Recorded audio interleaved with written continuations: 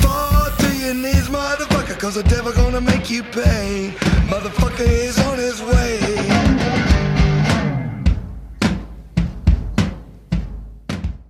Today I'd like to talk to you a little bit about glow-in-the-dark and UV reactive tattoo inks. We've noticed over the years that interest in these kinds of inks and these kinds of tattoos is somewhat cyclical. It kind of goes in waves. You get a little period of time where everybody's curious about them and then it dies away, and then it becomes super interesting again and then it dies away. So I'd like to explain to you a little bit about the potential risks and concerns with these kinds of tattoo inks. So I'm going to start with glow-in-the-dark because that's the one that's actually legitimately dangerous. So the main thing you have to think about with glow-in-the-dark, bioluminescence, is that there's functionally only two real ways to create it synthetically. One of them is petrochemical and the other is radioactive. Neither of these are acceptable for subcutaneous use. You do not want to put these fucking things in your skin. They're dangerous, they have never been proven, they have never been studied, there's no clinical information on it whatsoever. Any company that tries to claim that they've been approved by the FDA for these sorts of materials in their pigments is fucking lying to you. It's not true. But the other thing to think about, and this is actually going to apply to both UV and glow-in-the-dark, is that the effect doesn't last anyways. So you're potentially putting something very dangerous into your skin for a brief gimmick that goes away after a few months, so why waste your fucking time?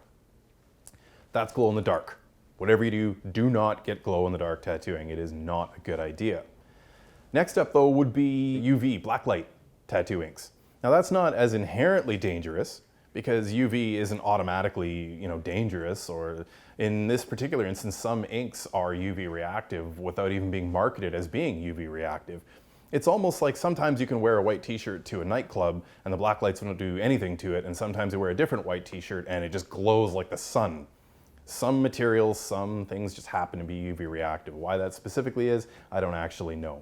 But what I can tell you is that sometimes tattoo inks just happen to, luminesce under a black light. So that doesn't necessarily mean that they're dangerous. But there still hasn't been any conclusive studies on UV reactive inks. So whether they may potentially be dangerous or whether they may be potentially safe is still very much a matter of debate. But having said that, just like with glow-in-the-dark, they still don't last in the skin. The effect goes away over time.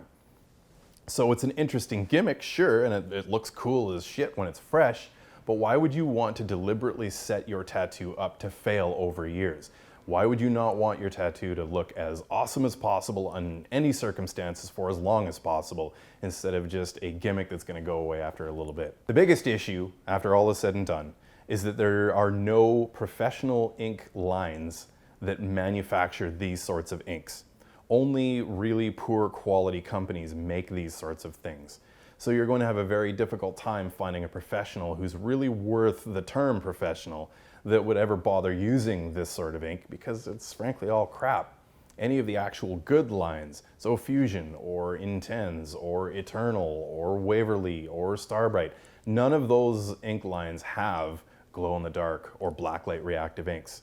So no professional would use them. So once again, you have to ask yourself, if you're going to go get a tattoo with this gimmick, are you really getting the best quality?